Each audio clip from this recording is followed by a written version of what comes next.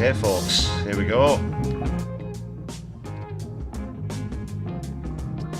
Good evening, ladies and gentlemen, brothers and sisters. Welcome to another Brews at 10. Hope we're all doing really well this evening. Brett James, Octo Mimic, Kit, great to see you in the chat already.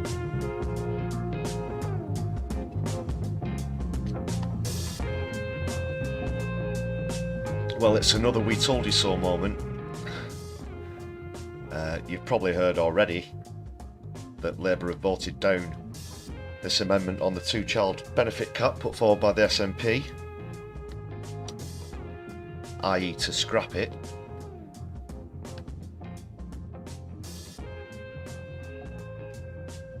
More austerity as predicted. But let us know how you're all doing this evening.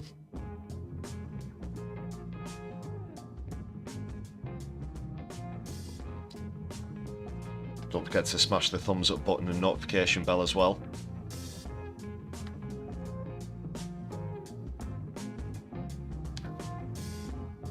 But alas, there were 7 rebels.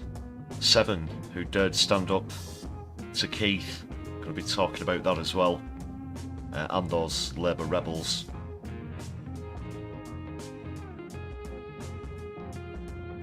Also going to be looking at Labour's handling of immigration, a few other bits and pieces, the latest on the US election of course,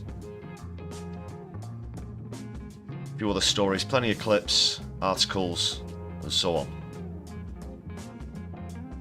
If you're not subscribed, please hit the button. You can join others in the chat after just 60 seconds. Getting started very soon, but you're all very welcome here on My Left Eye. I'm your host Lefty, by the way.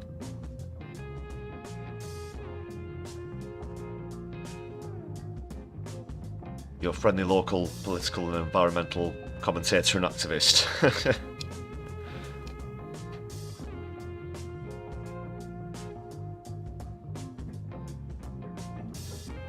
Not local to everywhere, of course.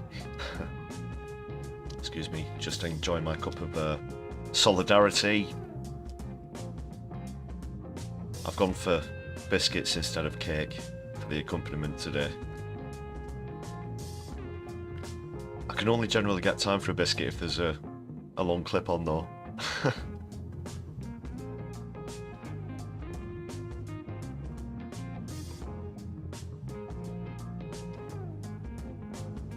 Yeah, Paul Smith, welcome to the chat as well.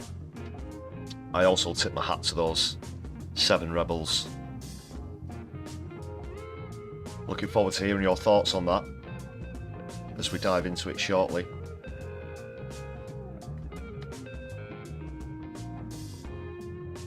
But yeah, so there's Keith Starmer, the slip of the tongue, excuse me.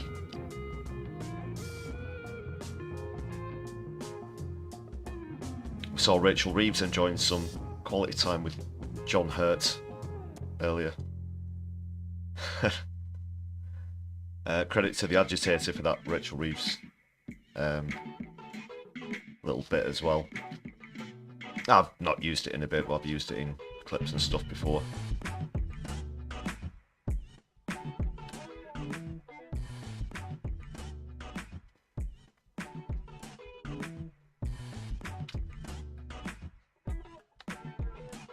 Yeah, right, I'm going to kick Keith off, and as always, say a massive thanks to all the members here on My Left Eye.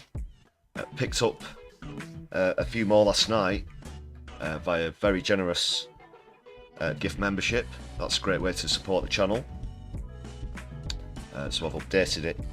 And if you would like to join this upcoming list of amazing people, then please consider doing so for just 99p. You get some great perks, and you also get to join this list of incredible supporters of the channel. Thanks a lot for the solidarity, and extra special thanks to those who've bought gift memberships recently, as always. I owe a shout out to No Justice for raiding in last night. It was top to have you there following her live stream. So if you're coming back after seeing us for the first time last night via that, you're very welcome back.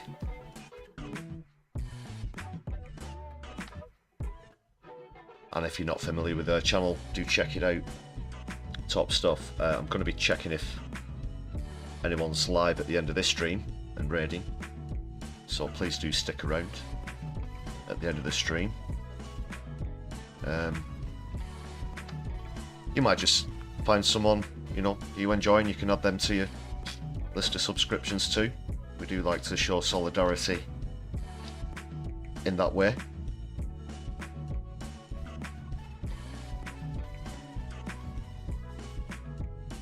Alright, so I've tethered all the clips and articles and stuff together in a certain linear fashion at the moment, getting us through certain topics. We'll be starting with the 7 rebels and the 2 child benefit cap vote, but just very briefly leading up to that, I don't know if you saw this clip going around social media before, but yeah, Kit, great point. That is that's how you found this channel, so it works, yeah, and it works both ways. So right, anyway, yeah, back to this thing.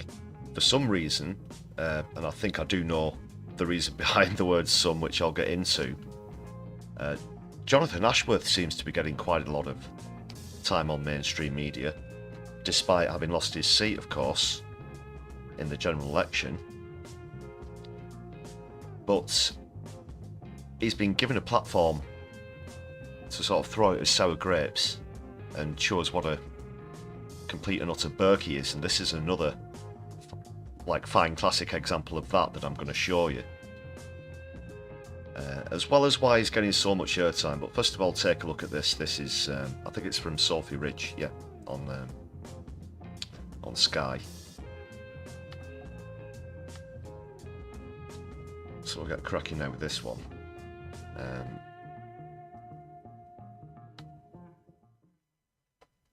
Check this out. It's such a ghoul. Well, the Tory party is ruthless. The Labour Party tends not to be very good at getting rid of leaders that it thinks are duds. On saying all that, I'm not remotely suggesting. You put up with mediocrity for long. Is that what you're saying, you know. I just want to swiftly come in right there. The Labour Party aren't very good at getting rid of leaders who they think are duds. Hello, John. So all you've been saying since the coup against Corbyn, and especially in the run-up to the election, was that you thought that Labour weren't electable under Corbyn, having selective amnesia over the year 2017, of course. And you all rounded on him, turned on him. Starmer had a massive impact on that. But he was also complicit in that. Twice, actually. Because there was the challenge after he'd won his first leadership contest. And then second time around, he won it by an even bigger margin. And then he knocked out the Tory majority in an election. Even though the Tories have had more leaders since then, which is what he was getting at, that selective amnesia is just something that really caught my ear and my eye. And I can't let that slip, because Sophie Ridge probably will. And sorry for butting in so early, but he's absolutely full of crap, this guy. We've got an excellent leader at the moment who's given us a landslide victory, which is why, by the way, he won't be losing any sleep over that. No, that's interesting. The lefty Labour MPs voting against him. Do you think he'll be quite pleased? No, we're not pleased. It's probably the lefty Labour MPs. What? So clear confirmation then that they're happy to gloat about not even being left wing anymore. This guy's never even been in government. Why has he got this? He's next to Tice, who's obviously got his seat as an absolute shite-hawk. He's picked up some hard-right rebellion Tory votes, along with you-know-who. Nigel. But Ashworth, why do we need his 2 cents on all of this, on the vote tonight? I think one thing's for certain. He's a little bit sore that he can't be in there tonight and vote in favour of, starving more kids. Because that's the kind of guy he is. There's no doubt that he wouldn't vote to scrap the cap. He'd either vote against it or abstain. In matters like this, abstention's as good as voting against it. But, yeah. What a piece of crap. There's more. Wrong word, but in some ways, do you think that it actually might help him, to show that he's taking on the left? I think it will show that what he said in the election campaign, that he's only going to deliver things that he can properly fund. I think it will show the British... Stop saying deliver. ...public that he's a man of his word. But also, look, John's getting very excited in John's typical way, and credit to him. I think, I love John Craig. I think he's fantastic. But when you've got a majority of whatever it is, this huge majority, no one's going to worry too much about, a handful of Labour MPs voting against him tomorrow night. Mm.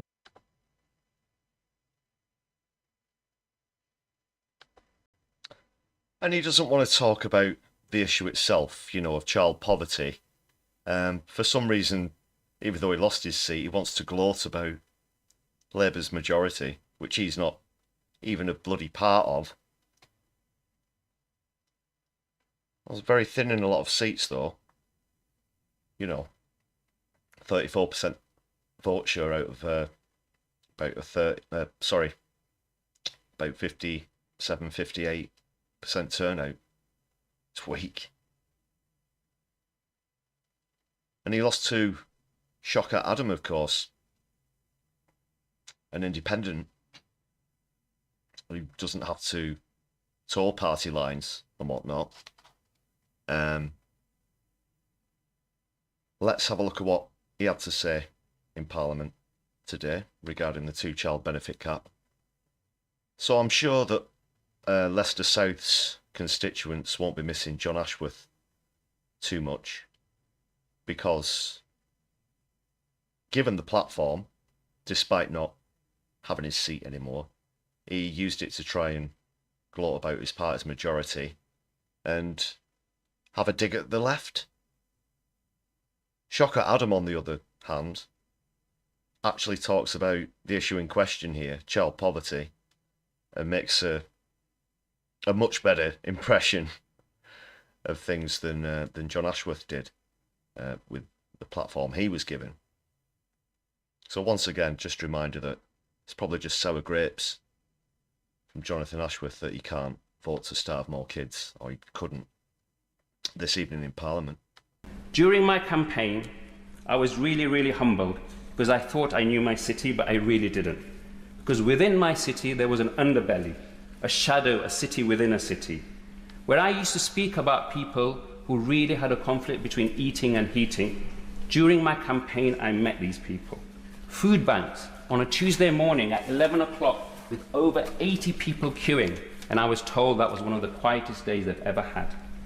So we must tackle the cost of living crisis and reduce this inequality in our wealth in our country. It is not ethical or sustainable for any civilized nation to go on that way. They want someone to speak for them, to speak up for them in these corridors of power, to speak about the injustices in the world, to give a voice for those who do not have one, a voice for those that have no might, that have no authority or power, whether it is those that are forgotten in Yemen, the victims of conflict in Sudan, the victims of conflict in Sudan, or the ongoing devastation in Palestine, or regardless of where it is in the world.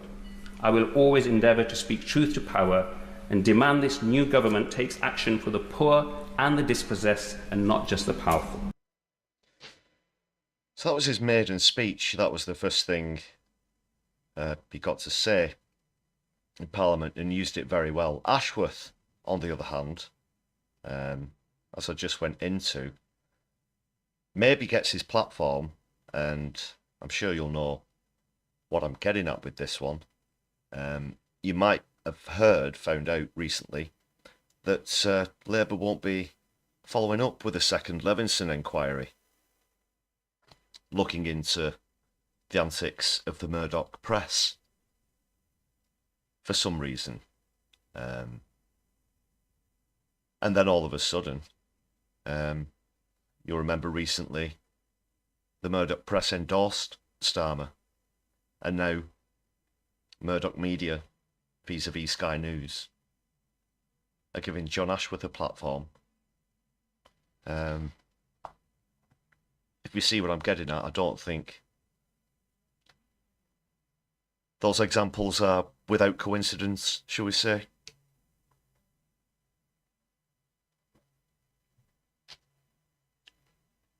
Yeah, it's disgusting. You know, the snouts are already deep in the trough, and we did see this coming. We did see this coming on My Left Eye.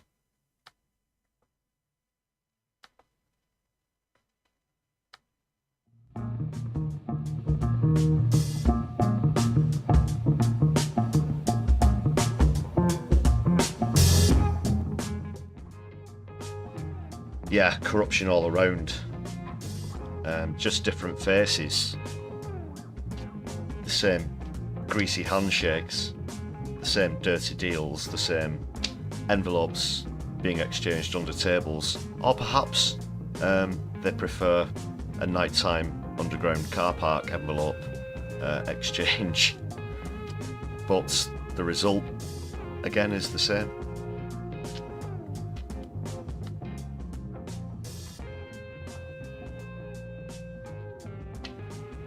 Right, so we will go in depth into that that vote tonight and those 7 Labour rebels. I just want to quickly go into something a little bit light-hearted before we troll through the shit show that is the current government. In you know, it's only been a few weeks now. Going great guns, isn't it, Keith? So this comedy clip, I'm sure you'll be familiar with perhaps the 2 individuals, but they do get together now and then and do a collaboration clip. So it's Matt Green and Noreen Skinner. Noreen Skinner in the guise of Liz Truss. Liz Truss. No, hang on. Yeah, Liv Truss. Careful on the pronunciation.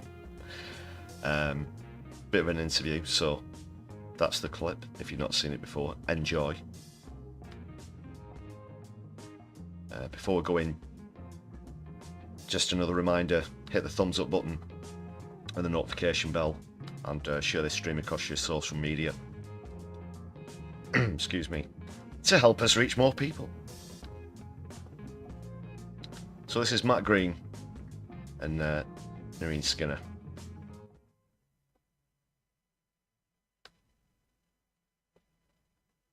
As the political world continues to digest the King's speech, we're joined by someone who was not a fan. It was a disgrace. Hello, former Prime Minister, former MP and former relevant voice in the political debate, Liz Truss. Where were the tax cuts? Where were the exciting uncosted pledges? Where am I? Now, you put out a statement on Twitter. X. Never X. You put out a statement saying that Labour's policies are bad and describing housing targets as Stalinist.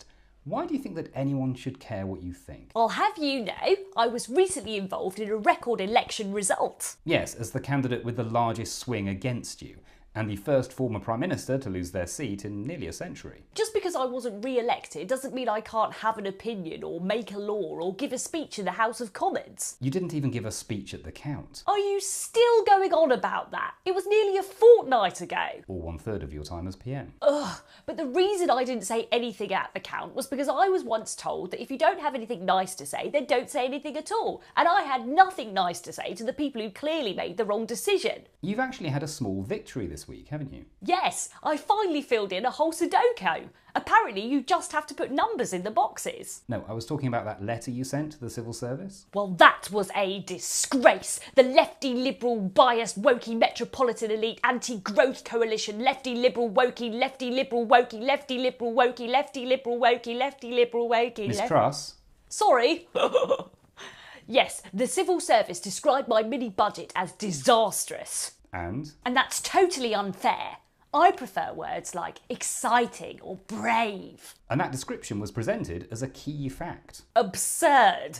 It had nothing to do with locksmiths. How did you get them to change it? I wrote them a very strongly worded letter on my new headed notepaper.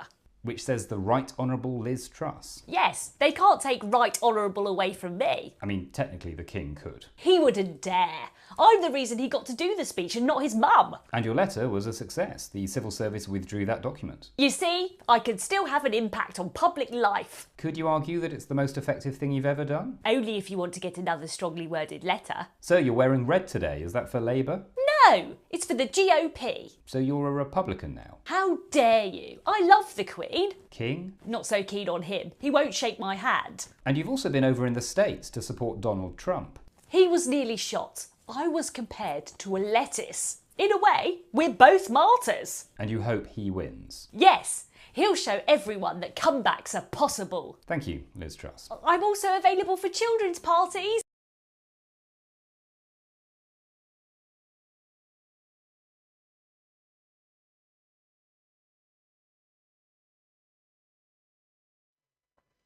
Really good.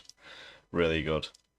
I don't know if you've seen that clip of her on the right-wing media in America when she was on her travels doing a tour of the US. It's absolutely appalling. And the thing with her is every time you see her, the look in her eyes gets more and more distant as this change happens in her face. And I can't remember what the channel was, but she's out there to support Trump, and she's trying to say that people didn't vote for the Conservatives because socialists have taken over the United Kingdom, apparently, and the right-wing media host, douche, is nodding along. Just bring in the background music again. Yeah, the right-wing American host douche is nodding along, and that's not what's happening, Liv Truss. Yeah, it's the other way around. It's the new government that we've got is full of Tories. It's not that people didn't vote for the Conservatives because the Conservative Party is full of socialists.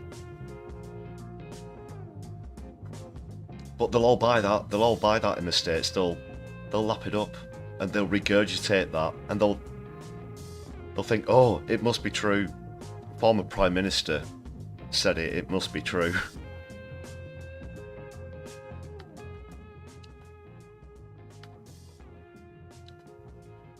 Yeah, so check out Matt Green and Noreen Skinner's content.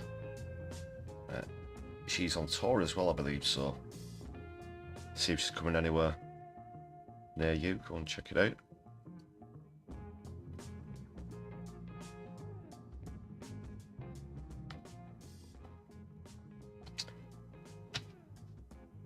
On to the vote and the rebellion then.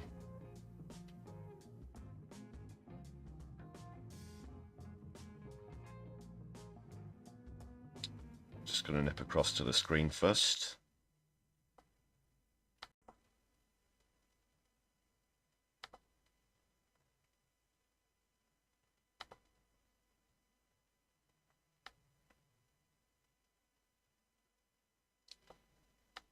So first of all, the vote was 363 to 103.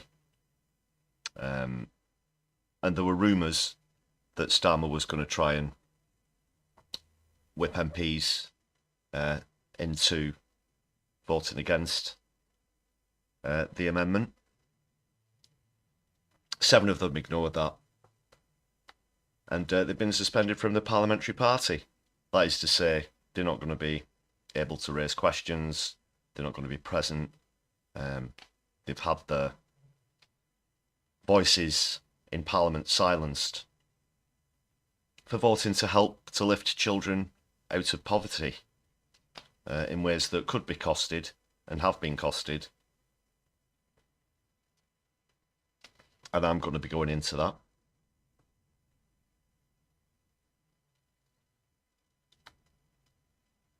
But want to have a look at some of the other numbers as well.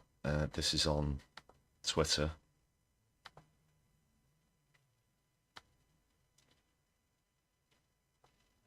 These are the 7. Let's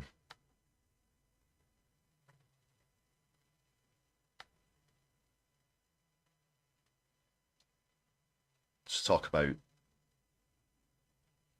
Yeah, I'll talk about the 7 rebels after this just quickly. So, Politics UK reported this. I was going to use the actual .uk website, but it wasn't loading properly for some reason. Anyway, technical details aside, right, 42 Labour MPs abstained, including Diane Abbott. 120 Tory MPs abstained. 1 Tory MP voted to keep the benefit cap. Not a single Tory voted to scrap it.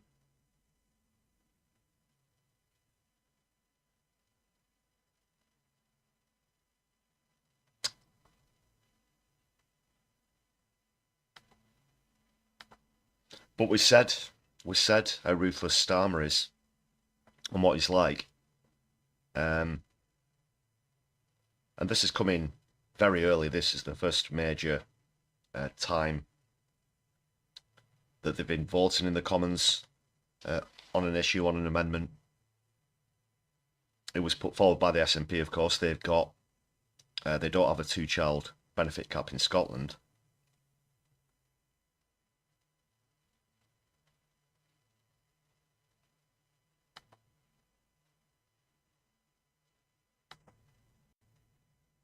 And that's really shocking. Oh, I've left the fucking song. Right. Yeah, it's absolutely shocking how many times we've heard, you know, words like change coming out from Starmer's mouth. And it's just more of the same austerity-based crap that we're seeing. And all they're trying to do is pacify things, level things out, make up for it, whatever, by setting out task forces. They think that sounds like a really good word, don't they? Oh well, we're setting up a task force that's going to sit there and do sod all. But we're also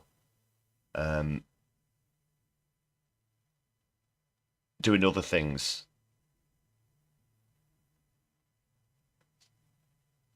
In one hand, out the other. How many times have we seen it?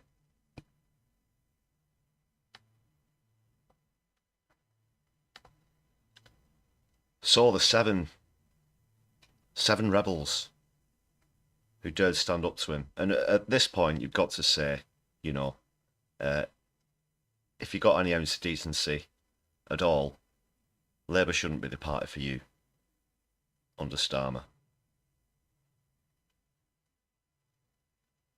Look at what's happened at the first instance. So Sparna Begum, Richard Bergen, Ian Byrne, Imran Hussain, Rebecca Long-Bailey, John McDonnell and Zara Sultana. We're going to be hearing from some of them with some clips of them in the Commons as well, but they've all had the whip removed.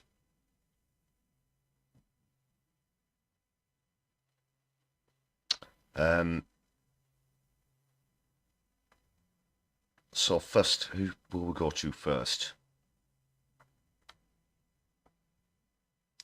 Right, we're going to hear from, Ian Byrne first, because there's an absolute shocking statistic from his constituency in this, and also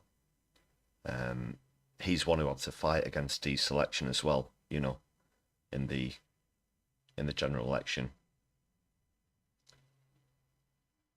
So Ian Byrne is the MP for Liverpool West Derby, and when you hear this pretty early on in the clip, you could be aghast,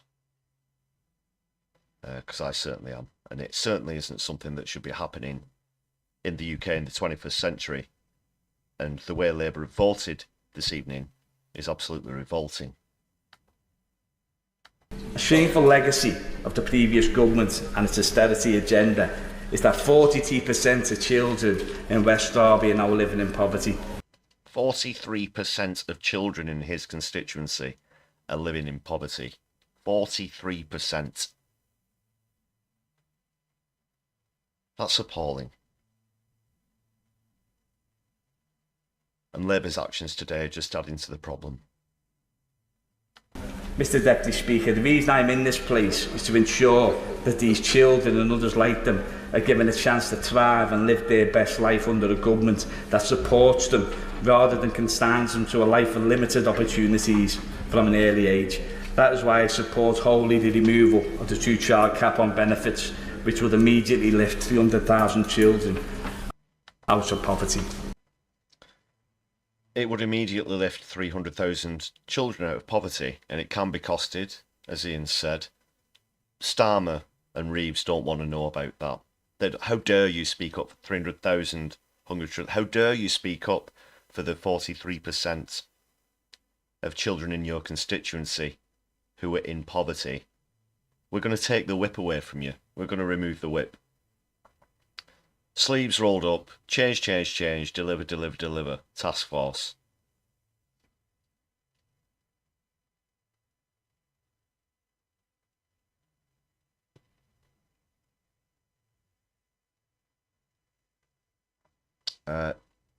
Zara Sultana also got up. Used a clip of her. I think that was from, that was from Laura Kussenberg's show. On yesterday's stream. This is her in Parliament. If the Labour Party has a moral mission, it must be to eradicate poverty. After 14 years of Conservatives, we have a record 4.3 million children growing up in poverty. They go to bed hungry, they struggle more in school, their mental health and physical health takes a hit. Their parents are put through hell to try to make ends meet.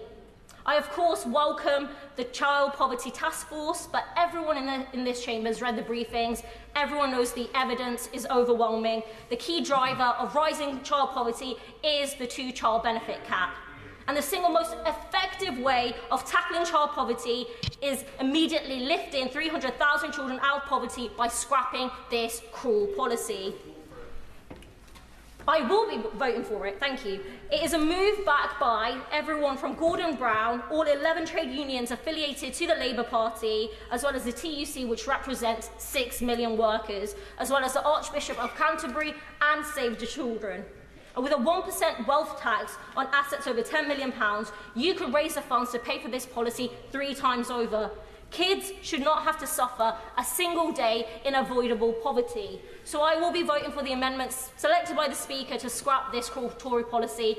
And at this late stage, I appeal to our new Labour front bench. Let's deliver the change the country has called for, adopt the policy and immediately lift 300,000 children out of poverty.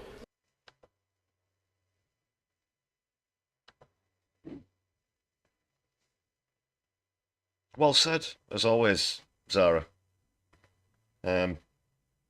She always puts it out there. I knew that she was being very bold. I mentioned that on yesterday's stream. Daring to challenge Labour on this, on Laura Kussenberg, the other day. And now in Parliament. And again, no, how dare you speak up for those people? And I'm sure things are pretty bad in Coventry South as well. After the decade and a half of Tory cuts. And Starmer said he was going to come along and... First of all, he said he'd click his fingers and it'd all go away. And we'd be free. We'd be free. And then during the campaign, we started to hear, oh, well, things won't really change immediately. We are going to change. It just won't happen straight away.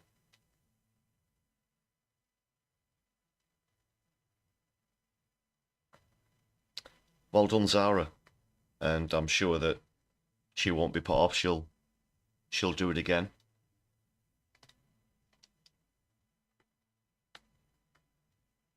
And well done to all the 7.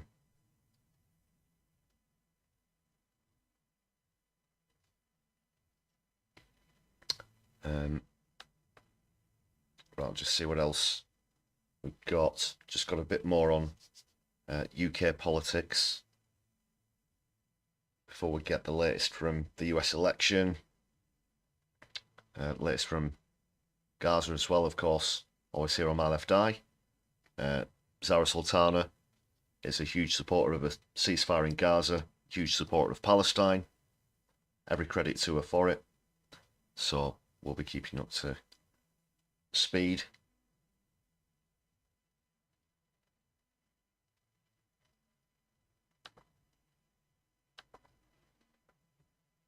Quickly want to look at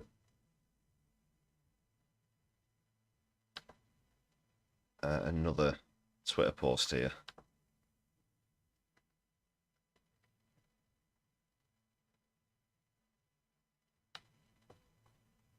I'll just snip back over to the screen. Yeah, so Yvette Cooper, I'm sure, wanted to carry on with the 2-child benefit cap and voted so this evening. There's been a lot of talk about the Baby Stockholm barge being discontinued and the amount of money that it's cost UK taxpayers. However, on the other hand, despite Sunak saying that the planes would have left with the Rwanda scheme, and not a single one happened in his tenure, Yvette Cooper swooped in and decided to use the flights scheduled to send 40 refugees to Vietnam.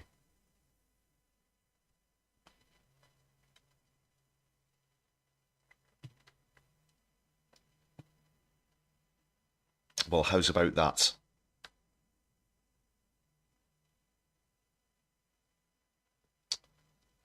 Let's have a quick skim through some of the comments.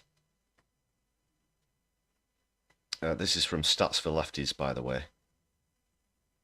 By using the Rwanda flights to deport between 40 and 55 people, Labour has now deported more people using the flights than the Conservatives did.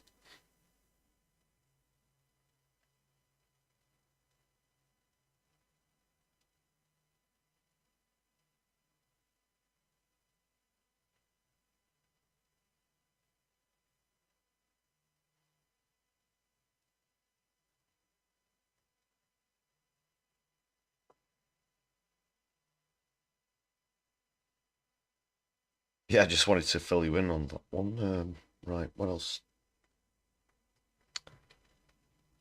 Oh yeah, it's another quick one.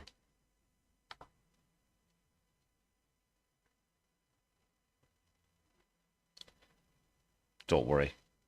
This is only going to take a minute. You're not going to be jumping out your seats for joy or anything. It's not really. So the Tories are going to name the new leader in November. That's basically it.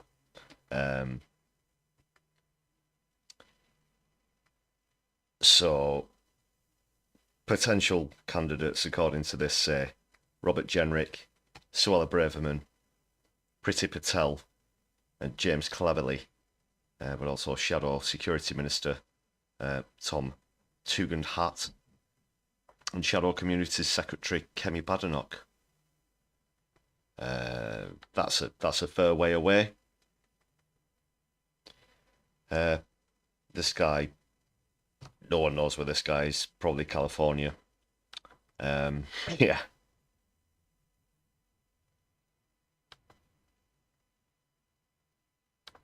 Well, let's just head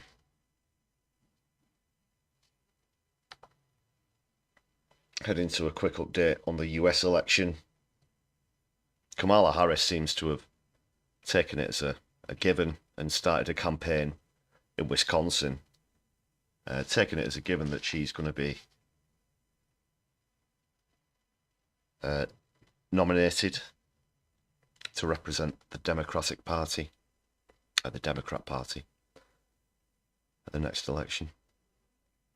Current vice president.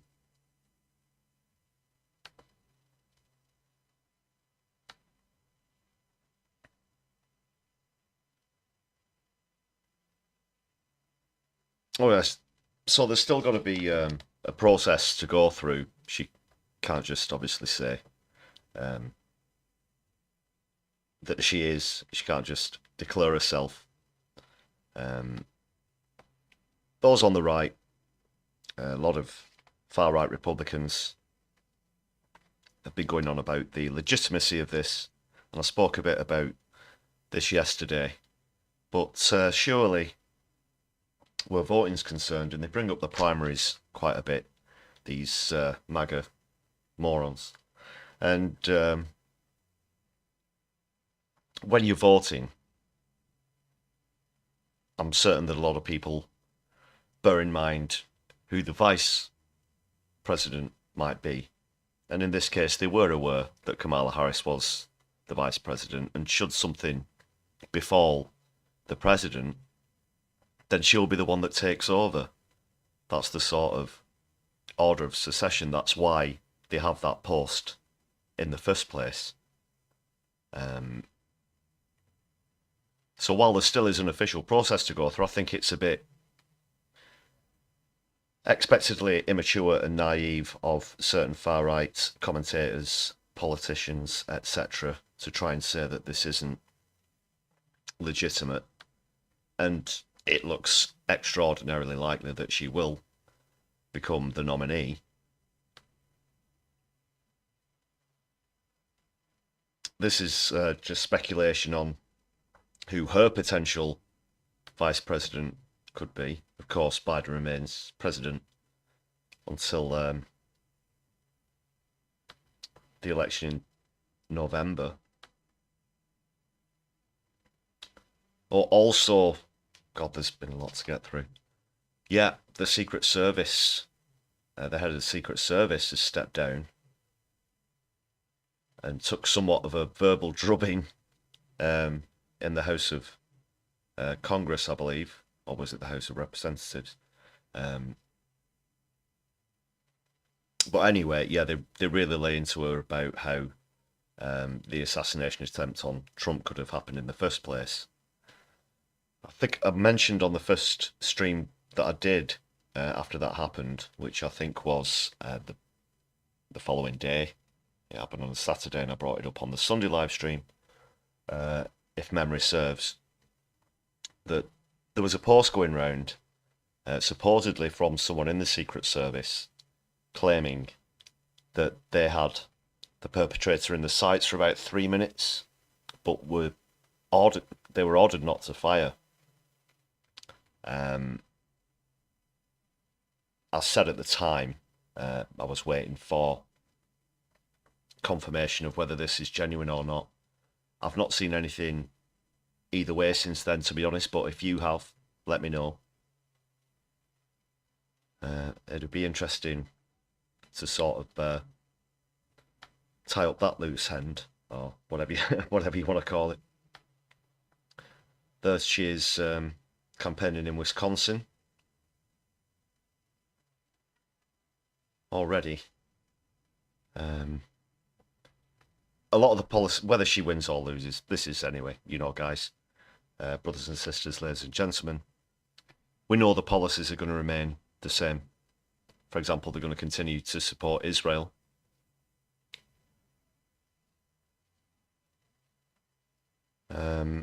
Whether they get a few more polling points in whatever demographic here and there or whatnot, and Kamala Harris has a lot more energy than Joe Biden, which a lot of people have been commentating on recently, as well as those individual demographics, how well she's going to do in those. But at the end of the day, she'll just continue Bidenomics as it's known, as well as... but unfortunately, the foreign policy is going to remain the same.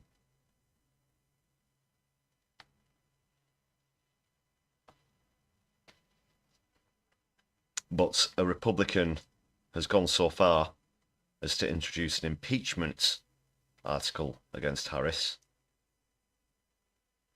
In the resolution written by Representative Andy Ogles, I don't know how that's pronounced. It accuses her of high crimes and misdemeanors over her handling of immigration across the US-Mexico border. The process likely won't advance, but signals that Republican figures are focusing their attacks on the presumptive Democratic nominee and the issue of the border. Well, that's just ridiculous. Ridiculous crap. So this poll's got her ahead by 2%, apparently, compared to Trump's 42%, according to Reuters and Ipsos. Biden had a 2-point deficit. She's had endorsements from the Clintons. I think we're still waiting on an endorsement from Obama.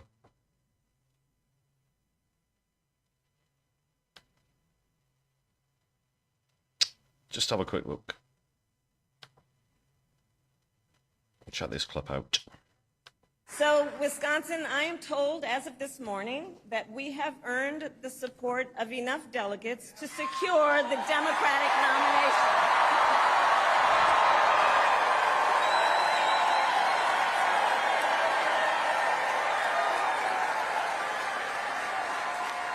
And I am so very honored, and I pledge to you I will spend the coming weeks continuing to unite our party so that we are ready to win in November.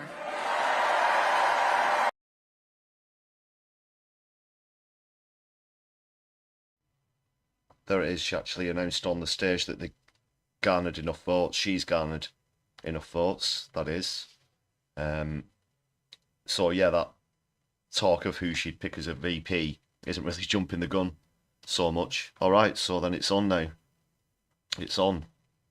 Trump versus Harris, 24. Here we go. This has all happened very quickly, hasn't it?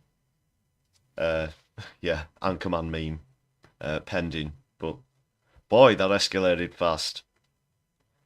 And now it's Harris who's taking the lead by 2 points. I think you can expect petulance any time of day from Republicans. Not that I particularly support Harris, for example, on foreign policy. I've said many times before on the channel what an awful choice it is in the United States of America, so-called land of the free and home of democracy. But she's got a couple of points on Trump now. And while they're usually petulant, like I said, it's just going to be cramped up now. And I think that was evident in that attempted an impeachment that you saw. It's going to get worse. It's going to get very misogynistic because, you know, these MAGA heads aren't just xenophobes. They aren't just racists. It's not to say that they all are, but a lot of them are also misogynistic. So you're going to see a lot of, we can't have a woman running the country. We're going to see a lot of, the 1950s nuclear family attitude being pushed. She should be at home cooking, and if she's not in the kitchen, then she should be, I don't fucking know, in the hospital giving birth. That sort of outdated attitude. So it's on. It's on.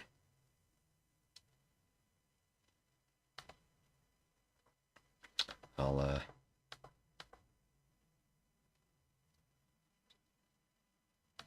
just point a couple more bits out. All right, so that's a turnaround. At first, Trump said he wasn't willing to debate Harris. Yeah, that was a couple of days ago. Well, it couldn't have been much longer than that. As I said, this has all happened so fast. And now he will.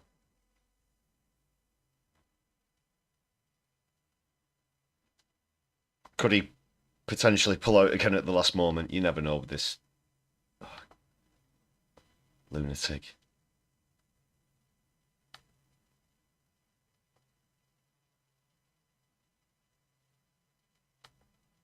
I think Biden made his first public appearance as well today, since he said he got COVID.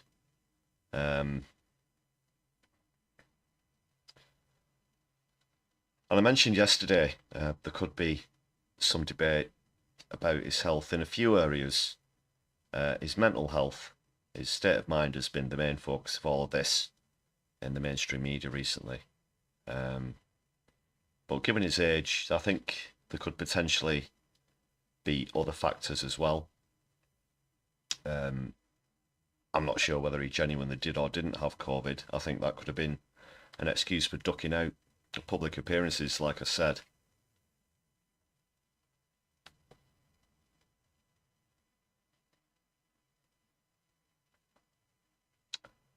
And this pretty much confirms a perpetuation of the policies. And which is odd, she's got a turnaround in the polling when everything's literally staying as it was in terms of policy.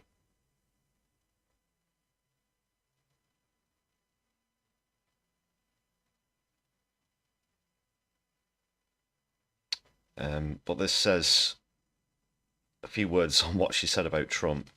Continuing her attack on Trump's record, she accuses him of trading access for campaign contributions and promising oil lobbyists he would do their bidding for $1 billion in campaign donations. We already mentioned yesterday that she'd raised around 80 million in campaign funds in just a few days. But also, Biden was sitting on about $96 million worth, which is a lot. Trump's also been on stage gloating how he's getting an obscene amount of money per month from Elon Musk.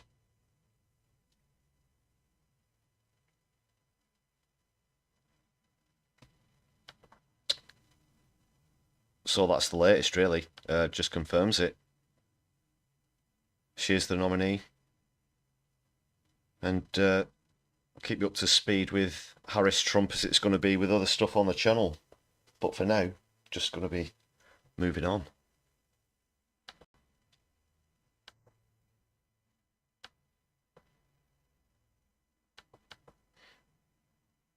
All right.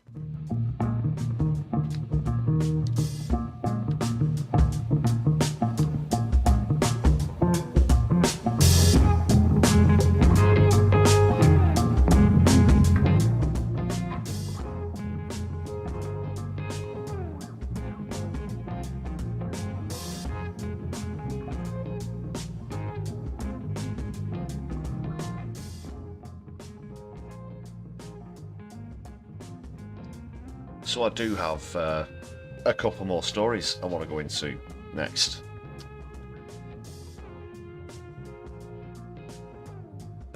This one I heard about this one this morning.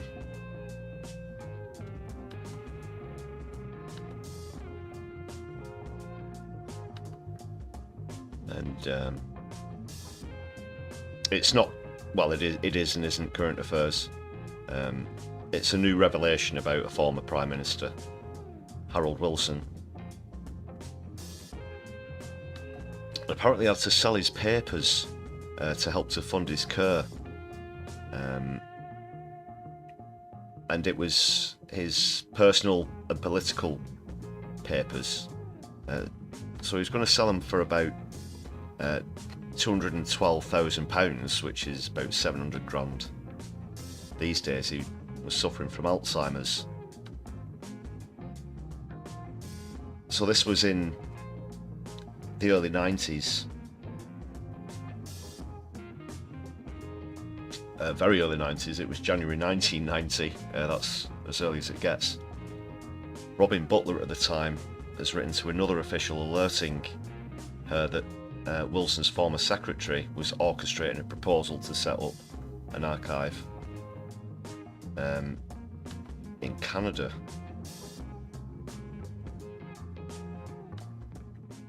Let's have a quick look at that.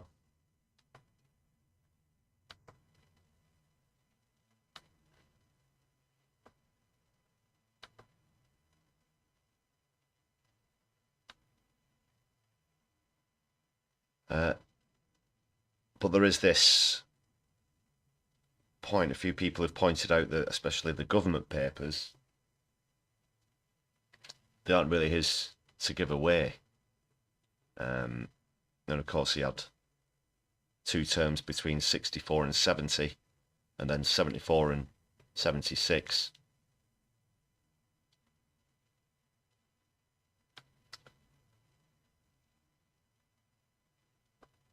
But it says, although these are formerly Lord Wilson's private papers he wrote in March 1990, they are part of our history, and it will be said that they are not really his to sell off. But he was also trying to sell off personal papers as well.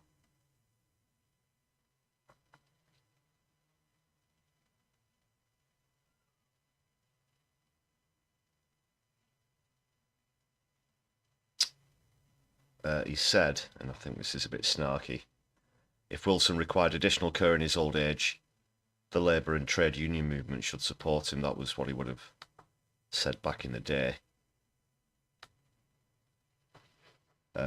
Yeah, Wilson, of course, he never actually smoked a pipe, you know. That was just for public image stuff. You'll often see him in pictures and old clips with the pipe. Never actually smoked it. So it was pretty unsuccessful, but that's a story that came out today.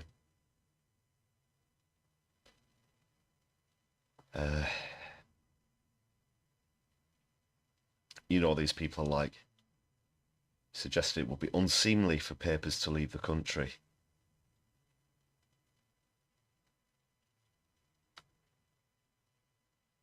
And yeah, he died 5 years later, aged 79. There he is. There he is with his wife, pictured in 1965.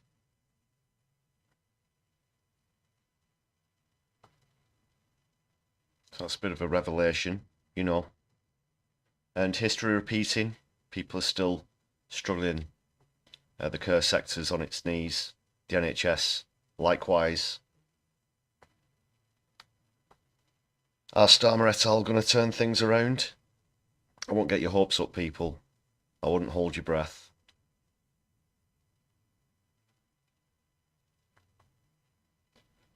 Is Mrs. Wilson Keir Starmer?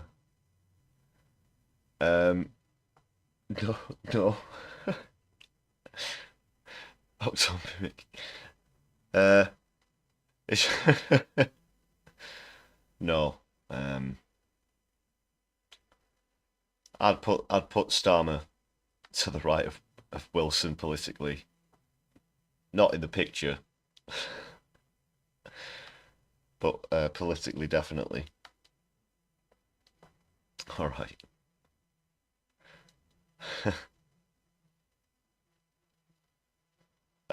I'm just going to look at more of the chat there.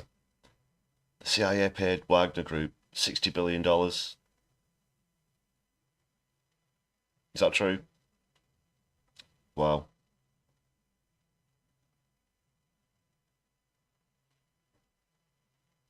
Yeah, and Ian, the thing about was it or wasn't it a setup? There's, you know, I'm still on the fence with that one. I really am. That is to say, there are some things that don't add up. But then again, is Trump the kind of guy who would have someone shoot at him just to try and gain favour with the public when he was already ahead in the polls? And now it's happened, and he isn't, he's behind. Again, there's the other factor in that, with Biden stepping down, of course. But anyway, that's not to say that I'll be on the fence forever. I just, this is obviously a pretty big call to make.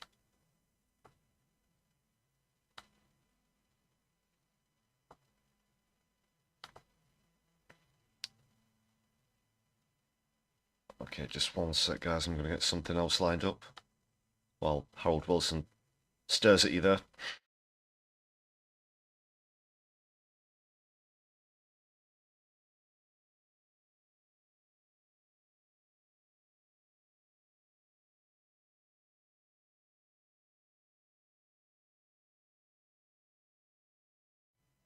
Right, this next one's, well, it's a reminder, really. And I've got the bookmark just here.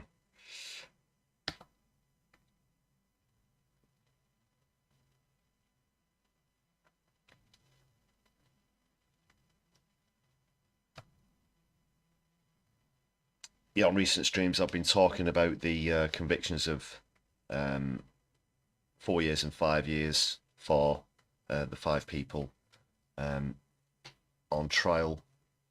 Also, yesterday, I pointed out, and shout out again to my good friend Ranson, Revolting Hippie, that Anna and Phoebe, that's Phoebe Plummer on the left, Anna Holland on the right, the 2 Van Gogh soup throwers, also friends of mine, wonderful people, great campaigners for climate justice, are on trial this week for that action. And it's the same judge who judged the 5 people who were sentenced last Thursday. So just a reminder that that's coming up, but also please do pop to justapaul.org or the Twitter page, and there'll be a link for a petition against those heinous sentences of 4 years and 5 years.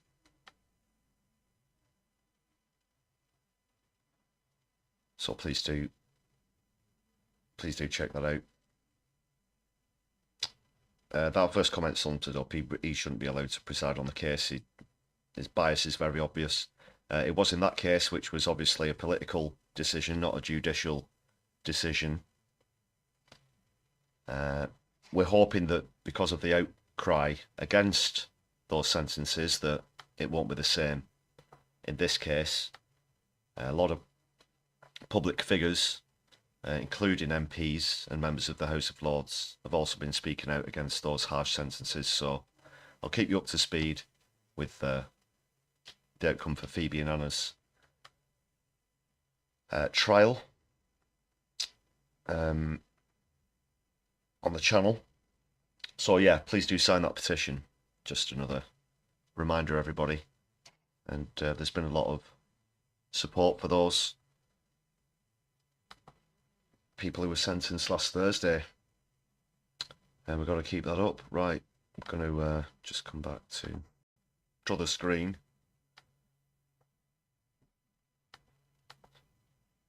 Music.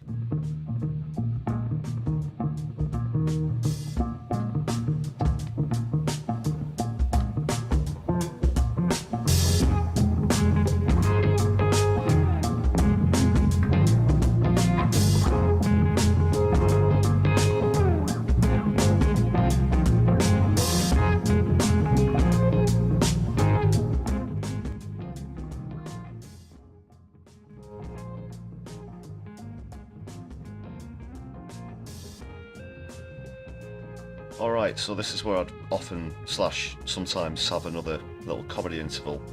But having not had too much time to dig two of them out for this episode, I'm just going to repeat the one from yesterday if you saw it. And do check them out as well. It's Rathbone. Worth a follow on Twitter. This clip's also from TikTok. No TikTok account for My Left Eye, but we are on Twitter if you want to give us a follow as well. So this is Rathbone, and his description of various points on the political spectrum once more. It's good stuff, especially the last bit.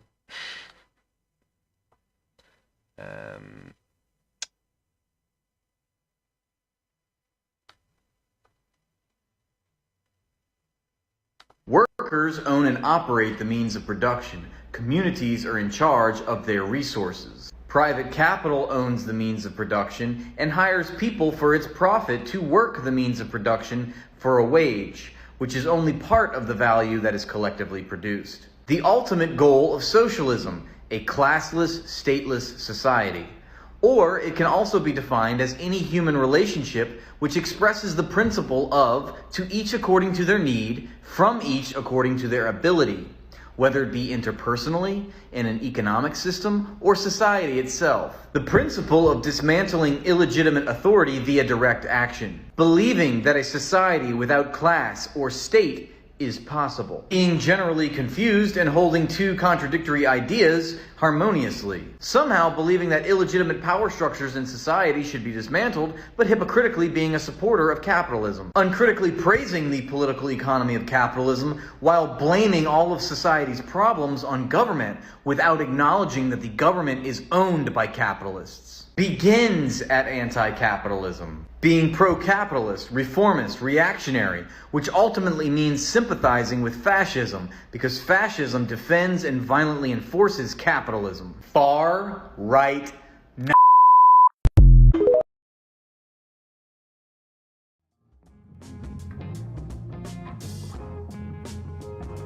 Rathbone there. Give me a follow. Agree with the point as well.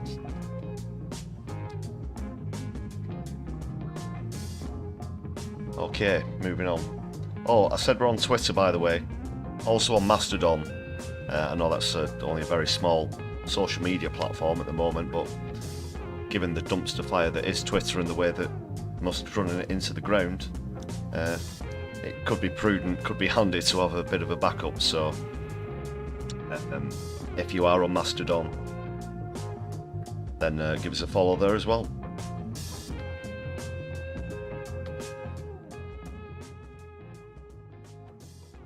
Alright, just a bit of, I'm going to set the stall out before I move on to the latest update from Gaza.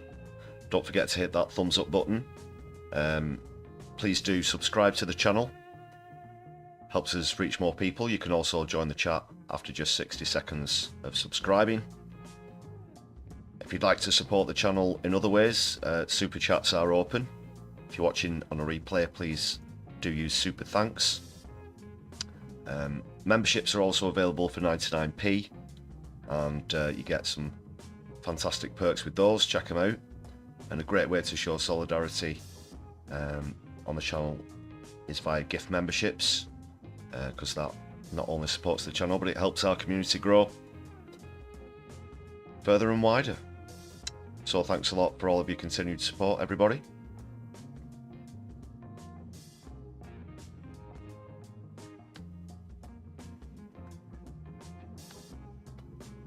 Right, so the latest on Gaza now.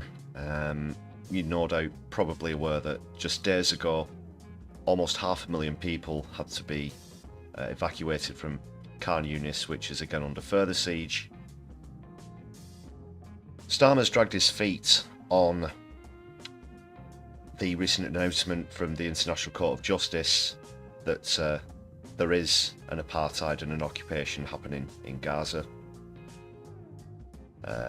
He's also chosen to ignore the ICC ruling. What is interesting, just before I get into a couple of clips as well, is that Benjamin Netanyahu has actually left Israel for the first time since the ICC put out the warrant for him. He's gone to America. I've no doubt he'll be safe there.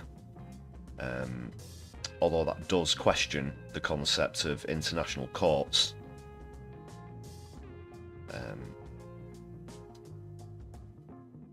Countries do have to be signed up to the ICC, and obviously this is a bit of a safe backdoor for Netanyahu to get out there and talk to Biden in the States.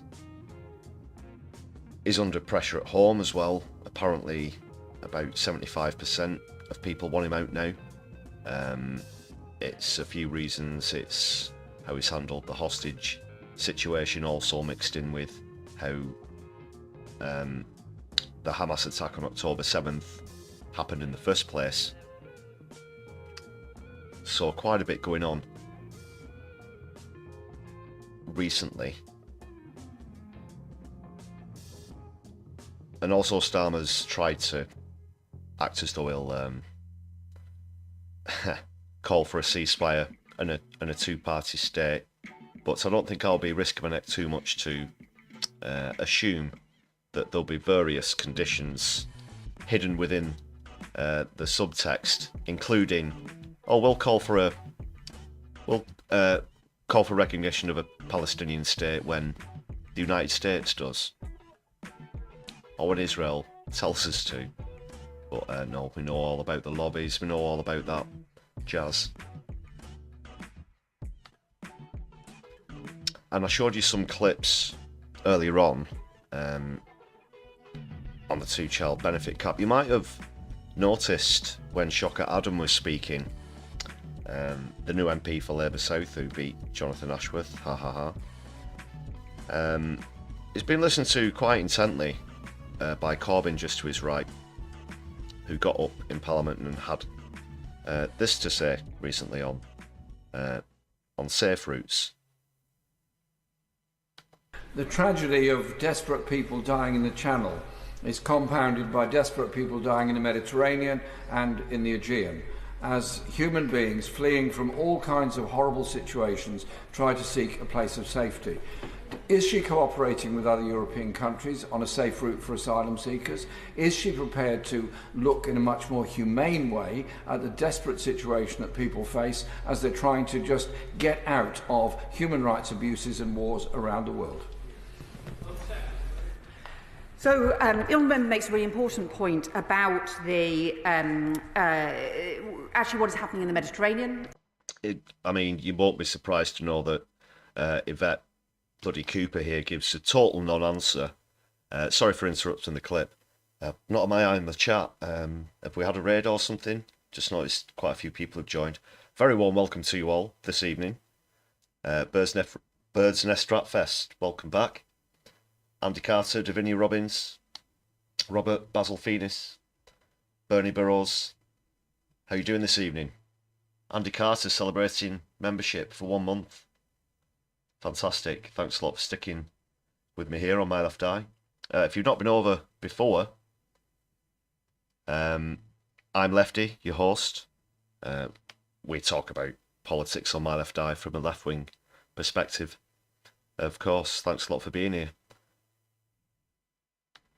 Right, so obviously Corbyn's very concerned about safe routes. Again, at very short notice, 500,000 people are having to move from where they're settled. There are no safe zones. We know this is a lie.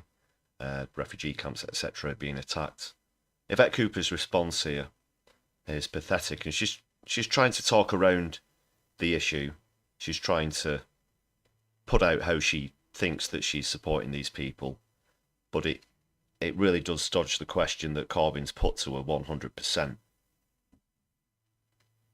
Sound familiar, Tories et al? About the pressures that we have seen, and also the fact, as the Prime Minister said in his statement, that we have seen not just conflict, wars, persecution, but also some of the impact of climate change as well, also making people travel and can sometimes lead to people making dangerous journeys. We should... That is, I mean, obviously that's a fact. That's a completely separate issue, though, Yvette Cooper. Oh yeah, shout out to No Justice. That's where the raid came from. Thanks a lot, Helena. Solidarity. You're all very welcome here. Thanks a lot for joining me from Helena's No Justice channel. So this point specifically concerns Gazan refugees, and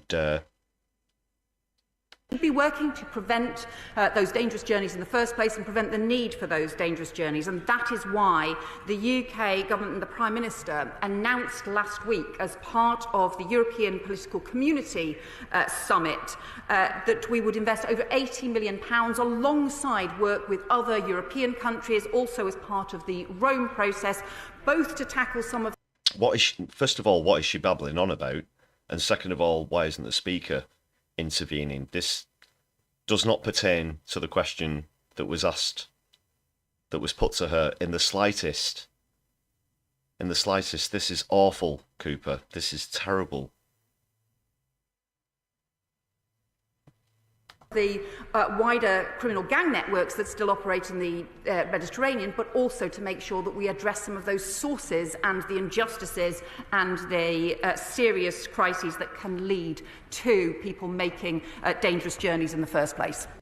Let's just hear the question, the original question, just once more. And you tell me if any of what she said pertains to this. The tragedy of desperate people dying in the Channel is compounded... Sorry, in the Channel, not in Khan Yunis, apologies.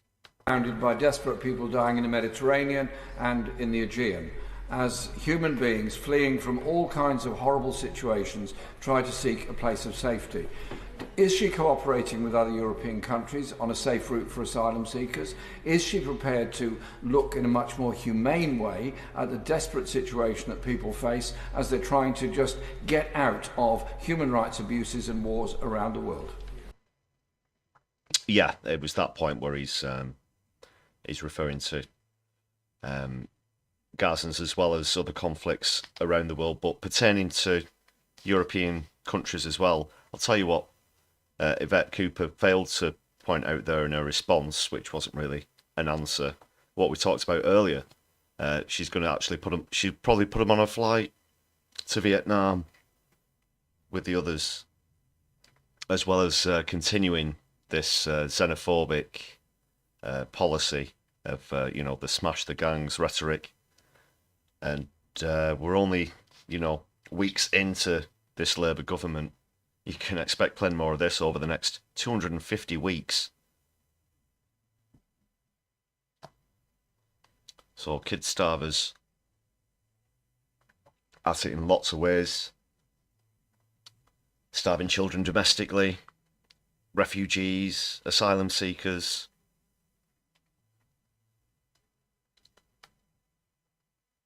The right-wing press are always going to come out of the banner of illegal migrants, of course. They're going to continue to show that ignorance. And I think that was evident recently. Was it the Express or the Mail? And I think the headline was, Starmer opens the door for, 700,000? 700,000 illegal immigrants. And they're still allowed to print such trash.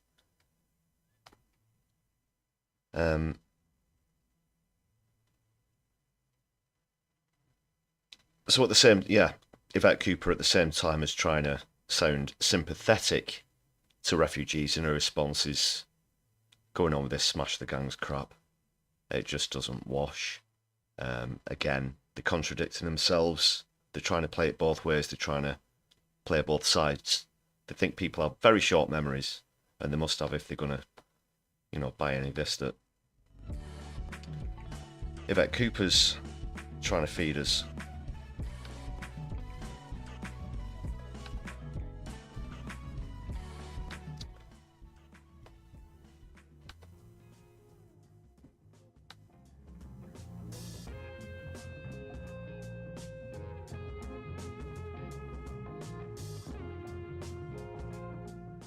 Alright, some more on Gaza latest now. Anything Starmer's going to try and dress up as an insult, not only to anyone with a good conscience, but also with a memory. As this little compilation clip is going to remind you of what was said by now elected Labour MPs around the time of the escalation on and after October the 7th last year. And now they'll have you, or try and have you think, I should say, that they've been behind Palestine all along. Oh, sure, yeah. We've always been in favour of a two-state solution. We've always said that this is wrong. But you go back not a very long amount of time, and that's obviously bollocks. So check out this compilation.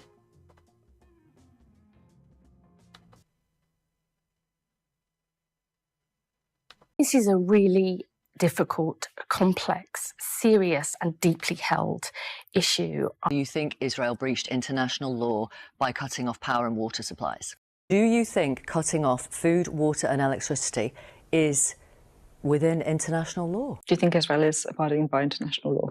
I think that Israel has an absolute right to defend itself against terrorism. That's not the question I asked. I'm not going to sit in your studio and grandstand and tell you that I'm going to make big pronouncements about what Israel is and isn't doing. As I say, I mean, it's very difficult at the moment because this is all happening so fast. What would your red lines be? There's been accusations of white phosphorus being used, of collective punishment, of bombing, of safe routes. What are your red lines? Here has shown real leadership in setting forward our position. What I'm not going to do is adjudicate on each and every example that people may understandably want to put to me. Do you support the order to move them or not? The order to move them? Well, clearly. Just yes or no? It's not a yes or no, Victoria. I'm hoping one day to be Foreign Secretary and a Chief Diplomat, so it's not a yes or no. Well, no, Lammy is the Foreign Secretary. He has visited Israel. Like I pointed out yesterday, he probably went there to take instruction rather than try and put his foot down and demand a proper ceasefire and declare that there was a collective punishment happening, because they jumped through hoops in the House of Commons to try and make sure that that didn't happen, and went as far as threatening the Speaker of the House as well. So now that he is, these words should rightly come back to fucking haunt him. What is he doing? What are the details of the ceasefire that he's supposedly calling for, and what are the details of the recognition of a state of Palestine? Yeah. And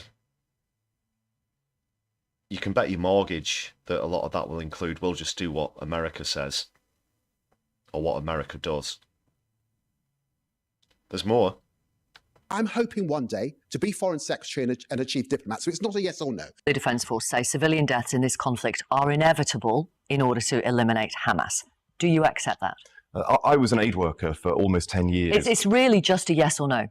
I accept that when there is war, there is civilian camp casualties. It's clear to me that it's wrong to bomb a refugee camp. But clearly, if there is a military objective, it can be legally justifiable. That's your current Home Secretary, David Lammy. MP for Tottenham. If there's a military objective, it can be legally justifiable. Well, evidently not, David. So you've not done your homework, or you are speaking on behalf of your lobbyist paymasters.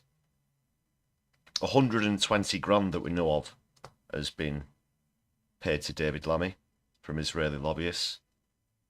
That's the most out of all of the cabinet. That's over double what Prime Minister Keir Starmer has been paid.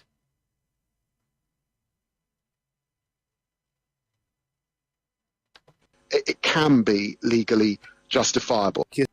It turns your stomach to hear your own Home Secretary use that kind of language. Really does. There's even more. Starmer is not a protest leader. He understands why people are calling for a ceasefire, but he believes that for those two reasons, for now, that is not the right approach. Well, that was all the power not protest bollocks, as if to say that nobody should stand up for the rights for anything, i.e. we just want to get into government and power for power's sake. And along with all this, the rhetoric of the grown-ups being in charge, referring to any hint of democratic socialism as student politics and whatnot. Absolute trash.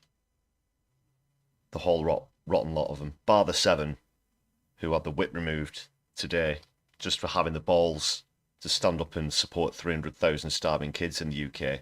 And the same goes for the thousands of starving and dying children in Palestine, in Gaza, in places like Khan Yunis. My colleagues who think it's more important to make a gesture. Still a relatively small number of junior front bench. A gesture, like, hey, could you please stop this occupation and apartheid, please? Could you please stop a genocide and a collective punishment? Just to make a gesture. The rhetoric is appalling, it's disgusting, it's dystopian, and it sure as shit is right-wing. We're deeper into Lino territory than I think we've ever been before. Colleagues who've said this, they almost exclusively represent very heavily Muslim constituencies. Keir's position is the right one. A siege is appropriate, cutting off power, cutting off water. So well, I think that Israel does have that right. This is a really... And that's the clip that keeps coming back to haunt him. Well, you've done what you were told by the lobbyists, but you've backed the wrong horse. You're on the wrong side of history. You're on the wrong side of morality. He's definitely on the wrong side of democracy. We're going to have to wait with bated breath what his response to the ICJ ruling is going to be, as I said. But no doubt it's going to be an absolute,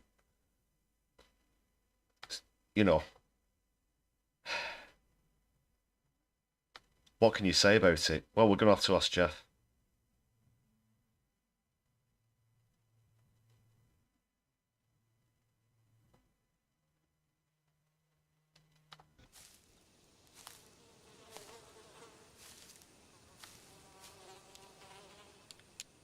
That is one big pile of shit. Certainly is, Jeff, unfortunately.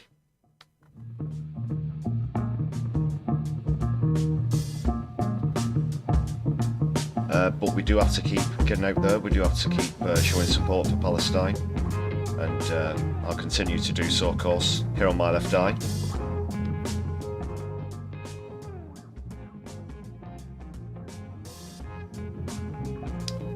We have to keep up the pressure to stop UK arms sales, either directly or indirectly, to Israel as well. There are continued marches, there are continued demos, there's direct action taking place at components for weapons and arms manufacturers here in the UK as well.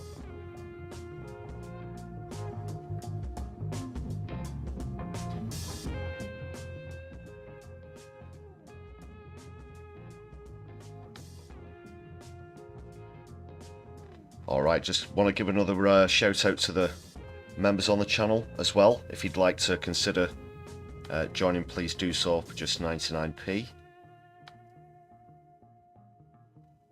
And then we're going to just start to bring things to a close.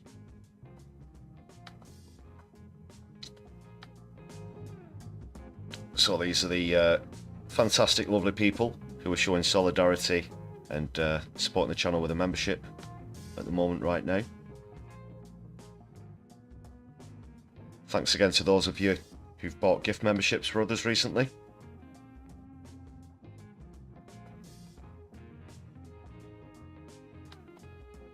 Another shout out to Helena as well for running into the stream tonight.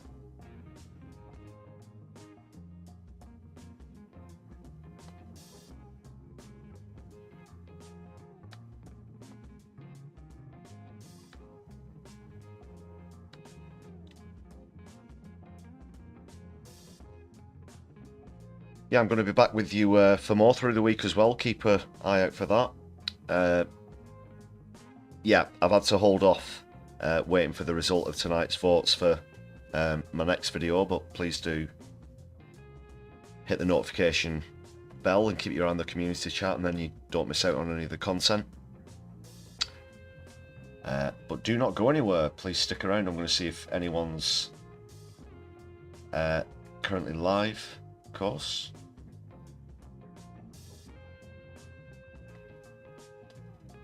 And then we'll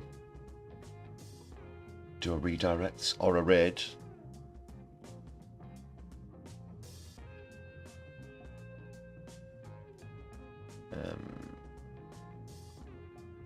Okay, I just want to check them out.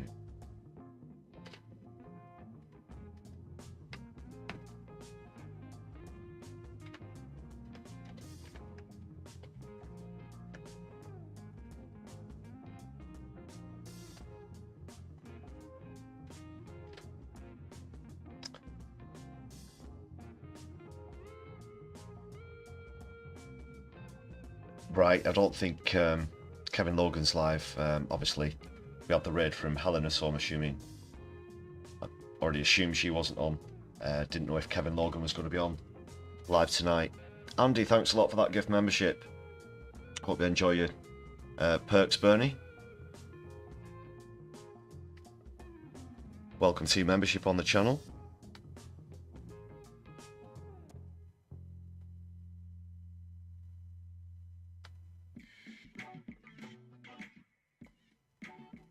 Okay, so lacking another live stream to raid into, I'm just going to pop a couple of quick links in the chat before we say our goodbyes. Yeah, got no justice there.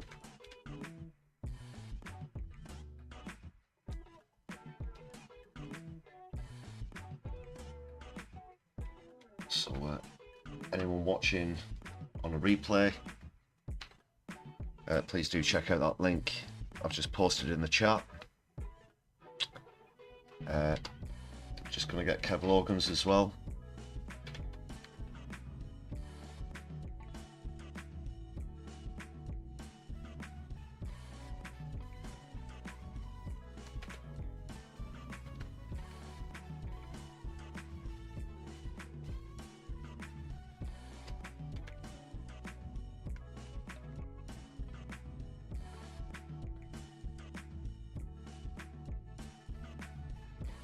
But yeah, thanks so much for being here this evening.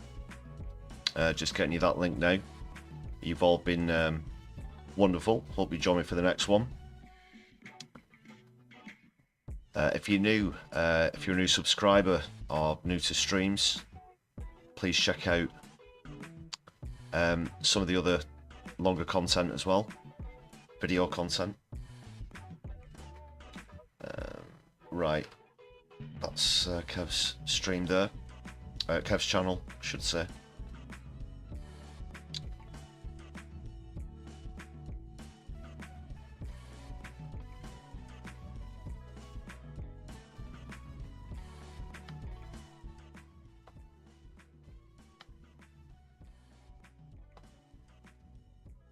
Yeah, so great to see so many familiar and new faces here tonight. We'll see what happens for the rest of the week. Hope you've enjoyed me taking you through recent stories and articles and whatnot.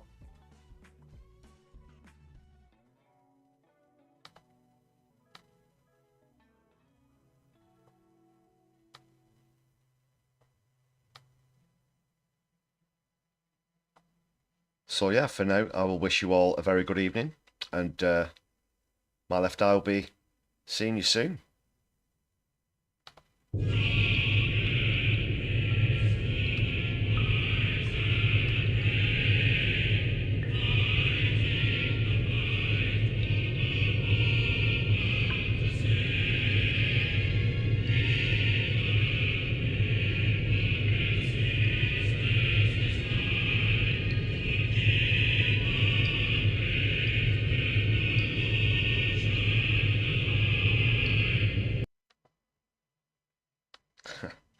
Okay, take care everyone. Have a good night. I've been Lefty, this has been the Brews at 10 on my left eye.